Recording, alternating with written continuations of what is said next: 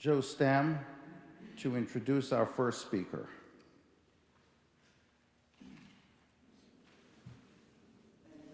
Ezra. As co-chair of the Anwar Sadat Congressional Gold Medal Commission, I would like to thank you all for joining us at this inaugural luncheon. Thank you, Ezra Friedlander, for your efforts in bringing this concept to fruition.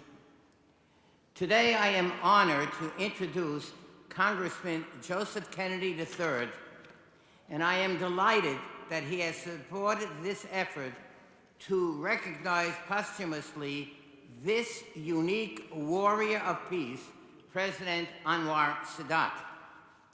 The New York Times called President Sadat, quote, daring Arab pioneer of peace with Israel.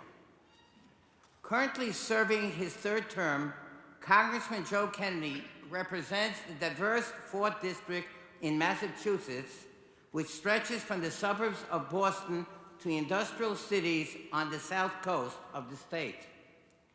As a powerful voice for healthcare and civil rights, Congressman Kennedy has spearheaded numerous bipartisan efforts that seek to improve lives of the United States citizens with emphasis on families and accessibility to needs. Congressman Kennedy is devoted to ensuring the peace and security of the United States with emphasis on effective and methodical international relations. The Congressman sits on the powerful House Committee on Energy and Commerce, as well as on certain of its subcommittees, including Health, Digital Commerce, and Consumer Protection. Please join me in welcoming Congressman Joseph Kennedy III.